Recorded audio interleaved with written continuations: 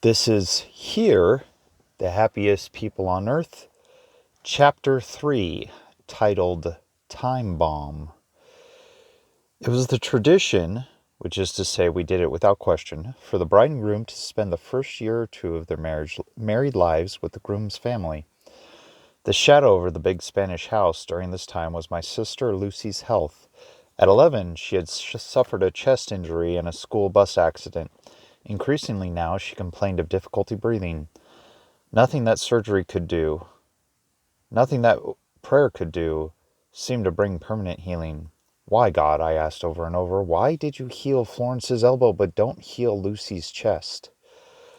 Rose and I were living with my family when our son Richard was born in October 1934. At once we started building a home of our own next door. The next few years were challenging ones at the dairies. Even during the Depression, the business was growing bigger than Dad had ever dreamed, as he labored in the leather dust of the harness factory or urged Jack along with a wagon load of vegetables. Already we were the largest dairy in California, and Dad had a new dream, to be the biggest in the world. We were told that nowhere in the world was there a dairy milking 3,000 cows. This became our goal. Along with this dream went others. We would expand our milk haulage fleet. Already we had 300 trucks. With 500 we could serve the entire state. We could also use our fleet to haul silage and to get our hogs and beef cattle to the meat processing plants. The heady ambitions spun higher and higher. Why, in America there was no limit to what a practical, hard-working Armenian could achieve, and probably would achieve furthermore, as I took as my special project the building of Reliance Number 3, the third of our dairies, which was to bring our capacity to 3,000 head. We bought a 40-acre tract, and I began the construction of corrals, silos, and a modern barn and creamery where milk flowed from cow to bottle without ever being touched by hand. Every now and then I wondered, briefly, if God still had that plan for my life I'd felt so sure of when I was a boy. But the fact was, God was no longer squarely at the center of my life. Of course, we still drove to Gless Street each Sunday, little Richard bouncing on the back seat. But when I was honest with myself, I knew that the business was the real focus of my thoughts and energies. It was not at all unusual for me to work at 7 in the morning and finish at 11 at night. In 1936, I launched a new enterprise, a fertilizer plant, and from then on I often sat at my desk right through the night. Even when I prayed, the prayers were apt to concern the price of alfalfa or the gas mileage our trucks were getting. For instance, there were those all-important decisions every dairyman faces, selecting the right breeding stock. A quality bull, even back in the mid-30s, could cost $15,000. But in spite of such a price tag, backed by a blue-ribbon pedigree, buying a bull was a gamble. The unknown was whether the animal could transmit his desirable qualities to his offspring. A bull who can consistently do so is 1 in 1,000. So I would pray, in the noise and dust of the auction ring, Lord, you made these animals. You see every cell and fiber. Show me which bull to buy. Many a time I picked the scrawniest little bull calf in the pen and saw him develop into a breeder of champions. And I was forever bringing my Pentecostal beliefs into the cow barns. Many nights I laid my hands on a feverish calf or a cow in difficult labor and watched the vet stare in amazement as prayer did what he could not do. Yes, I still believed, all right. The reliance in our company name meant reliance on God, and we did rely on him every day. It was just that I seemed to be on the taking end all the time, with very little giving out. Which is why I was so puzzled by the prophecy which was spoken over Rose and me. Milton Hansen was a house painter, at a time when nobody was getting his house painted. A tall, thin, fair-haired Norwegian, he'd had more than his share of griefs, and yet was the most joyful human being I'd ever known. We always knew when he was coming to visit because we could hear him far down the street, roaring a gospel hymn at the top of his lungs. One night when Rose and Milton and I were sitting in our small living room, Milton suddenly raised his long arms and began to shake. Milton belonged to a particular tradition among Pentecostals. When the Spirit descended on him, he would close his eyes, lift his hands, and speak in a loud oratorical voice. Rose and I were chosen vessels, he thundered now. We were being guided step by step. Keep your mind on the things of God, Milton declared. You will enter through the city gate. No one will shut it against you. You will speak of holy matters with heads of state around the world. I looked at Rose and saw that she was as astonished as I was. Important statesman? World travel? Neither Rose nor I had ever been outside California, and with a 3-year-old child and another baby on the way, our hopes and dreams were built squarely around our own small household. Milton must have seen the look on our faces. Don't blame me, folks, he said in his ordinary kindly tones. I'm just repeating what the Lord said. I don't understand it either. I'm sure I would have forgotten Milton's prophecy almost at once if it hadn't been for a second surprising experience. Several days later, on impulse, I dropped into a midweek church service in a part of the city where I had never been before. At the close of the sermon was an altar call. Perhaps because I knew my spiritual life was not what it should be, I went forward and knelt at the rail. The pastor came down the line of kneeling people, laying hands on one after the other. When he came to me, he said in a voice that carried all over the church, My son, you are a vessel chosen for a specific work. I am guiding you. You will visit high government officials in many parts of the world in the name of the Lord. When you arrive at a city, the gates will open and no man will be able to close them. I got to my feet a little unsteadily. What an incredible coincidence. This minister could not conceivably know me or Milton Hanson. Could God himself really be giving me a message, and such an incomprehensible one? Keep your mind on the things of God, Milton had said. I knew that was sound theology, and I also knew that my mind, try as I might, was more apt to be fixed on the affairs of the Ashkurian family. The following year brought 2 milestones to that family. The first was the birth of our daughter, Geraldine, in October 1938, and the second, the following spring, the death of my sister Lucy at age 22. She was just Rose's age, the most beautiful of all my sisters, a sensitive and brilliant girl whose dream, unusual among Armenian girls in those days, had been to be a school teacher. Whittier College, which she had attended, closed down the day of her funeral, an unheard of tribute. And for the first time in several years, I found myself asking again the big questions. What are we here for? What is the meaning of death, of life? I looked around the Glesh Street church at friends and family gathered for the customary funeral meal and wondered about these things. Death among my Armenians was the signal for all the relatives to assemble, from the immediate family to the most distant cousin by marriage twice removed. After the burial, tradition decreed a formal sit-down dinner. In Armenia, where relatives might have 100 miles to return home over rugged mountain tracks, the meal had been a necessity. Here in California, the funeral dinner became a sacrament of family unity. I sat beside Dad at one end of the long table, which had been set up in the sanctuary, and looked down to where Mother sat at the other. Next to her was Rose, baby Jerry on her lap, 4-year-old Richard beside her. Uncle Magardich Mushigan had died some years before, but next to Richard sat Magardich's son Aram, and then Aram's son Harry, and there were Dad's 6 sisters and their husbands, and my own 4 remaining sisters, Ruth, Grace, and Roxanne, with husbands and families of their own. Even Florence, I saw with a start, was, by Armenian standards, a grown woman of 15, and at other tables around the room, nieces and cousins and in-laws without end. And every one of us had prospered. These were strong people, proud people, the men with stout, well-fed stomachs, the women in rustling black silk. I thought about the prophecy that had brought each person in this room to this abundant land. I will bless you and prosper you, God had promised back in Caracalla, and looking around me, I could see that he had. But there had been another part of the prophecy. I will cause your seed to be a blessing to the nations. Were we fulfilling that part too? Were we blessing anyone? In a way, of course. These people were all good neighbors, good workers, good employees, but was that all? It can't be all, I said to Rose as we drove home to Downey. I know God is asking us to do something for other people. only I don't know what.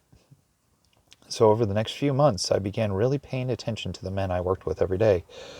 There were a lot of them, not just our own cowhands, but grain salesmen, truck drivers, bottle suppliers. And I made an amazing discovery. These men never spoke about God. It was a while before my mind could take it in. God was as real to me as Rose and the children. He was part of every moment of every day. Of course, I've known in an abstract way that there were people who didn't know him. That's what the missionary collection were for, islands in the Pacific somewhere. But that, right here in Los Angeles, where there were churches on every corner, there could be grown men who didn't believe, was something that had never even occurred to me. And now that it had, what was I to do? It was while I was praying about this one night that a truly terrifying scene popped into my mind. The setting was Lincoln Park, a big open area with lots of grass and trees 10 miles from Downey, where we often went for picnics. On a Sunday afternoon in summertime, there might be 4,000 people sitting around on blankets, but in the picture that suddenly appeared in my mind's eye, I had somehow climbed up on a platform in the middle of all these people and was talking to them about Jesus. The next morning, instead of vanishing with a good night's sleep, the ridiculous idea was still there. As I put on my tie, I mentioned it to Rose. Honey, I keep imagining this wild scene where I'm standing up on a platform talking to a crowd of people in Lincoln Park, she finished for me. I turned from the mirror, thumb still hooked around the tie. I've been thinking the very same thing, she said. I haven't been able to get it out of my mind. It seems so crazy. I didn't want to tell you. We stood blinking at each other in the sunny bedroom, little thinking how often we were to experience this phenomenon. At the time, it seemed only an outlandish coincidence and a pointless one at that. You know me, Rose. If I have to speak to more than two people at once, I get so tongue-tied I can't remember my own name. I was dairy farmer, slow thinking, slower talking. I knew I could never put into words what Jesus meant to me. It was Rose who would not let the idea go. Remember, we've been asking God what we're to do? What if this is his answer? Otherwise, how could both of us have had such a strange idea at the same time? Well, I checked into city regulations and found to my relief that Lincoln Park was reserved for public recreation. No private use whatever could be made of it. But Rose, looking about on her own, discovered an empty lot across the street in full view of the park. It belonged to a man who owned an ostrich farm set up hopefully to attract customers from the park.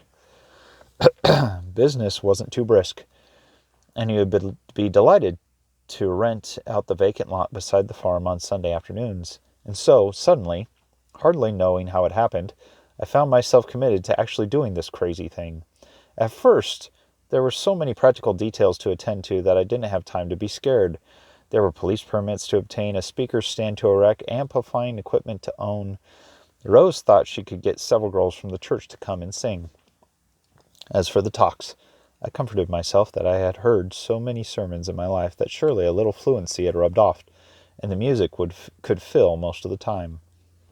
But as the first Sunday drew close, I started waking up at night, sweating. The dream was always the same. I was standing on a ridiculously tall platform, shouting and waving my arms about, while looking on in horror stood some fellow I had done business with that day. Suppose it really happened.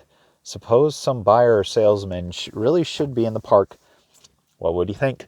Here I was, a successful young businessman, beginning to be asked into the right civic organizations, beginning to get a reputation for good judgment. What if the word got around that I was some kind of religious fanatic? It could ruin not only my name, but everything Dad had worked so long to build up. And then it was the first Sunday in June 1940, the day we'd arranged to start. We drove out to the lot beside the ostrich farm and after the morning service at church and set up the public address system. It was a warm, cloudless day, and across the street Lincoln Park was jammed. Why couldn't it have rained? I kept thinking as Rose raved about the beautiful weather. Now she was leading 3 girls from church in the familiar hymn, "What a Friend We Have in Jesus." The song ended. I climbed the 3 homemade steps to the platform, clutched the microphone, and cleared my throat. To my horror, the sound boomed out over the loudspeakers. I stepped back a pace. "Friends," I began, Again, a roar of sound exploded around me. I stumbled through a few sentences, conscious only of the monstrous mechanical echo of my own voice, then signaled desperately for the girls to sing again. Here and there, people were picking up their blankets, and I was sure we were driving them out of the park. But to my surprise, most of them were moving closer, settling down where they could see us better. With an actual audience in sight, my courage rose. I stepped back to the microphone, selected one poor fellow in a yellow polo shirt, riveted my eyes on his, and directed my sermon straight at him. And then I heard it, a woman's voice, clear and carrying. "Darling, isn't that Demos Shakarian?" My eyes searched the crowd. There she was, pointing at me across a picnic hamper, while beside her, squinting nearsightedly, sat the man from whom we bought electrified fencing. "It can't be Shakarian," he said in a sudden silence. He was fumbling in his pocket, in his shirt pocket. He pulled out a pair of glasses. "By Jiminy, it is Shakarian." My collar was cutting into my windpipe. The microphone was wet and slippery in my hands. I heard a sob and wondered if I was crying. I looked down. There, beside the little platform, stood the man in the yellow shirt, tears streaming down his cheeks. "Oh, you're right, brother, you're right," he sobbed. "God has been God to me. He has been good to me." I stared down at him, dumbfounded. Luckily, Rose had the presence of mind to invite him up onto the platform. He took the sweaty microphone from my hands and poured out a long story of material success and personal failure. A little stream of people was crossing the street to cluster around the platform. "That's my story, too," said another man, and he, too, climbed the 3 stairs. I forgot about the loudspeakers. I forgot about the man who sold fences. I thought only of the wonder that God was at work in Lincoln Park. When we packed away the equipment at the end of the afternoon, 6 people had given their lives to him.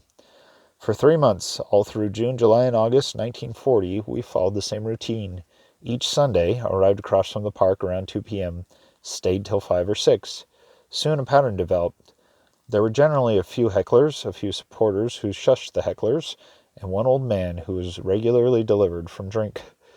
The number of people who came to the platform was never very large, 4, 10, a dozen, and while we occasionally kept in touch with them, most of the time, there was no way of knowing if real changes in their lives followed or not.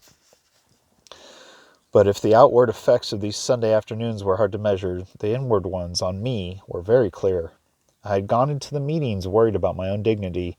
I came out of them knowing I had none.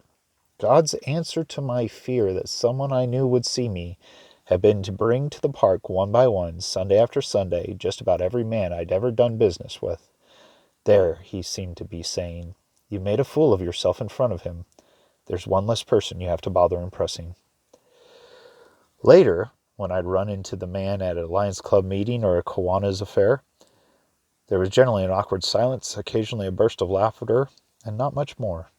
None of the business disasters I had vaguely imagined ever materialized. By the end of the summer, I had learned a lesson I would never forget. What people will think is largely a boogeyman of our own self-centeredness. There was another kind of resistance that summer, however, and it came from the direction Rose and I at least expected it, the church on Glass Street. At first, the elders seemed to regard these Sunday afternoon outings as a kind of summer madness on the part of the young. But as the meetings continued week after week, the older people began to protest. One elderly man spoke for them all one Sunday morning in August, rising from the front bench to warn us against continuing in Lincoln Park. "It's not right," he proclaimed, his long gray beard jerking with emotion. It's un-Armenian." And suddenly, I knew that he was right. I pictured Armenia down through the ages, that small embattled country clinging to the lonely truth through conquest and massacre, surrounded always by bigger, stronger, unbelieving nations, finding its strength through turning inward. If Rose and I, now, were being told to turn outward, we would have to do it largely on our own. For the first time in our lives, we found ourselves in conflict with our parents' generation. The world, as we looked out over the blankets of Lincoln Park that summer, was a far bigger place than we had supposed, and a far, far lonelier one. In September, the days grew cool, the crowds in the park dropped off. We stopped holding meetings. The dairy, anyhow, was occupying more and more time as I got ready to launch a new kind of milk merchandising. Why not, I asked myself, start a drive-in milk service on the highway at Reliance Number 3. We could sell our product for pennies less a quart than it could be delivered to the home or purchased at a store. To let the public know about our idea, we held a grand opening with accompanying fanfare. Advertisements in the papers, announcements over the radio, flyers in the mail. At the dairy itself, banners, music, well-known entertainers. Business started with bang and remained that way. Immediately, I began to dream of a chain of such outlets across California. It would make us wealthy. But the headiest prospect of all for the Shakarian fortunes came in connection with our new milling operation. Little did I realize that the situation was also a time bomb. Getting into the milling business had seemed like such a natural outgrowth of the dairies. A milk cow will eat 20 pounds of grain a day plus 30 pounds of hay. Multiply this by the 3,000 cows which we were hoping someday soon to have, and you get the incredible figure of 150,000 pounds of hay and grain ration every day. For years, we'd been buying feed from local milling operators, then mixing the grain ourselves according to a formula we developed, which produced an unusually rich milk. The results were so good, in fact, that nearby dairymen had begun to ask Dad, "Isaac, do you think you could sell us some of your special mix?" "I don't know why not," Dad said. It seemed like a logical next step for the business. We would be able to buy grain in much larger quantities, thus reducing the cost to our own dairies. With the increased volume, we could do our own milling, cutting costs still further, and we make a small but steady profit on the grain we sold to other dairies.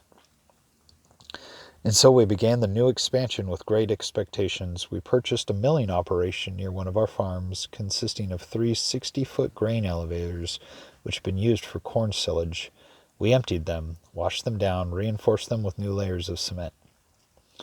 I foresaw a wonderful future for the new venture. The Southern Pacific Railroad tracks went right past these elevators. Always in the past, grain had been transferred from boxcar to elevator by a complicated system of trucks, augers, and hand shoveling. During our first year in milling, I perfected a system for moving the grain directly to the elevators by the use of huge vacuums. Under the old methods, it had taken 3 men an entire day to empty a 40-ton boxcar. With the new system, a single man could do the same job in 2.5 hours. We cut our handling costs by 80% and created quite a stir in the industry. I loved to go out to the mill. The hum of the machinery, the whir of the vacuum, the freights rattling by, even the fine dust which settled over the gleaming black finish of my new Cadillac. All of this was intoxication to me. And yet, as I say, built into the whole operation was a tremendous trap. It had to do with the nature of commodities. Commodities fluctuate madly in price.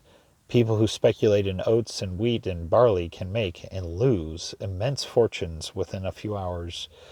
On Wall Street, there are experts who specialize in just such speculations, but a farmer who deals with the actual physical grain itself is also a speculator, whether he likes it or not. It works this way. I buy grain on, say, the 1st of July for delivery the following fall. I pay the current July price, knowing that by fall the price of the commodity will probably have changed. If I bought the grain in July at $2 per 100 pounds, and by fall the price has dropped to $150, I have lost. If, however, the price has risen to $250, then I have gained. Part of being a good milling operator is to buy heavily when you expect the price to go up, hold back when you expect it dropped. I knew this in theory that winter of 1940 to 41. I had yet to learn what it was like in experience.